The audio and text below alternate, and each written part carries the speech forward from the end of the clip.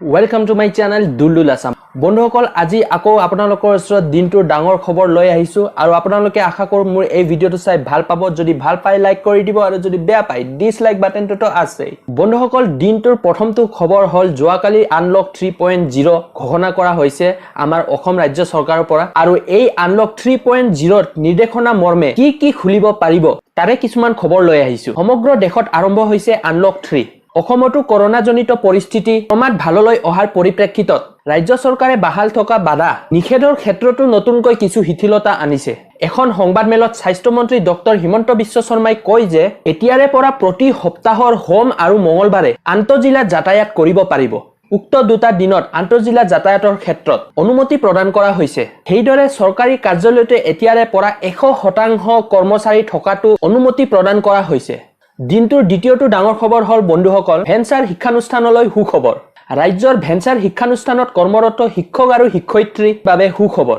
আৰ্থিক দিনতাৰ মাজতো নিৰ্বাচনী প্ৰতিশ্ৰুতি পূৰণ কৰি ভেঞ্চাৰ শিক্ষানুষ্ঠান প্ৰাদেশিকৰণৰ বাবে পদক্ষেপ গ্ৰহণ কৰিছে ৰাজ্যৰ শিক্ষা বিভাগে অহা 15 আগষ্টৰ ভিতৰত ভেঞ্চাৰ শিক্ষানুষ্ঠান প্ৰাদেশিকৰণৰ ক্ষেত্ৰত পদক্ষেপ গ্ৰহণৰ বাবে শিক্ষা বিভাগে যি প্ৰতিশ্ৰুতি দিছিল হেয়া এতিয়া কাৰ্যকৰী কৰিবলৈ অগ্ৰসৰ হৈছে যোৱাকালি এখন সংবাদমেলত শিক্ষামন্ত্ৰী ডক্টৰ হিমন্ত বিশ্ব শৰ্মাই কয় যে অহা 15 আগষ্টত প্ৰাদেশিকৰণৰ প্ৰথম তালিকা প্ৰকাশ কৰা হ'ব তৃতীয়টো ডাঙৰ খবৰ হল বন্ধুসকল দেশত 3 পৰা 9 লাখ সংস্থাপন সৃষ্টিৰ লক্ষ্য কেন্দ্ৰৰ মহামাৰী কৰোনা ভাইৰাছে সংস্থাপনৰ ক্ষেত্ৰত জটিলতা সৃষ্টি কৰাৰ সময়তে কেন্দ্ৰীয় চৰকাৰে 3 পৰা 9 লাখ সংস্থাপনৰ সৃষ্টিৰ লক্ষ্য লৈছে কেন্দ্ৰীয় তথ্য প্ৰযুক্তি মন্ত্ৰী ৰবি শংকৰ প্ৰসাদে আজি চৰকাৰে মুকলি কৰা উৎপাদন জড়িত উদ্দীপনা আঁচনি পিএলআইৰ জৰিয়তে দেশত প্ৰত্যক্ষভাৱে 3 লাখ আৰু পৰোক্ষভাৱে 9 লাখ সংস্থাপন সৃষ্টি কৰিব বুলি ঘোষণা কৰিছে আৰু এই আঁচনিক লৈ ইতিমধ্যে দেশীয় আৰু বিদেশী কোম্পানীসমূহে আগ্ৰহ প্ৰকাশ কৰিছে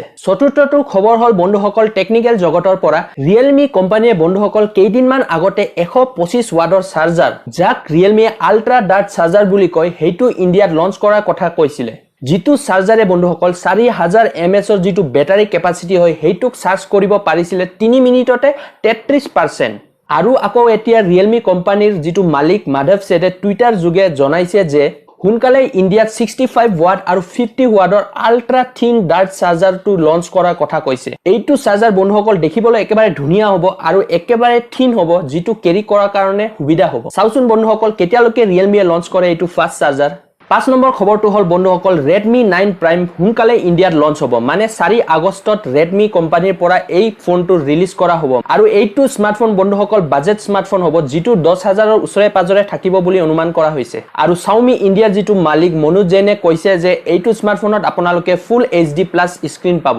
লগতে থাকিব বন্ধুসকল ইয়াত MediaTekৰ Helio G80 প্ৰচেছৰ আৰু এইটো স্মাৰ্টফোনত বন্ধুসকল 4GB RAM আৰু 64GB ROM আছে বুলি গম পোৱা গৈছে আৰু ইয়াৰ যিটো স্ক্ৰিন সাইজ 6.53 ইঞ্চৰ হ'ব আৰু লগতে আপোনালোকে ইয়াত 5020 mAh ৰ বেটাৰীও পাব যিটো ডাঙৰ বেটাৰী হয় বন্ধুসকল আৰু নিশ্চয় ইয়াত USB টাইপ C পোৰ্ট আপোনালোকে পাব দিনটোৰ শেষৰ খবৰ হল বন্ধুসকল আহিছে WhatsAppৰ পৰা WhatsAppত বন্ধুসকল নতুনকে 138 টা নতুন ইমোজি লঞ্চ কৰা হ'ব যি কেইটা ইমোজি বৰ্তমান আমি WhatsAppত ইউজ কৰি আছো ইয়াতকে অলপ বেলেগ ধৰণৰ হ'ব আৰু অকমান বেছি ভাল লাগিব আৰু ইন্টাৰেষ্টিং হ'ব বন্ধুসকল এই কেইটা ইমোজি 138 টা নতুন ইমোজি WhatsAppত Android প্লেটফৰ্মত আহিব বন্ধুসকল তো বন্ধুসকল আজি নিউজ কেইটা আপোনালোকে শুনি কেনে পালে নিশ্চয় কমেন্ট বক্সত শেয়াৰ কৰি জনাব আৰু কোনোবাই যদি মোৰ চেনেলত নতুনকৈ আহিছে প্লিজ চেনেলটো সাবস্ক্ৰাইব কৰি দিব এতিয়ালৈ আহু বন্ধুসকল জয় আই অসম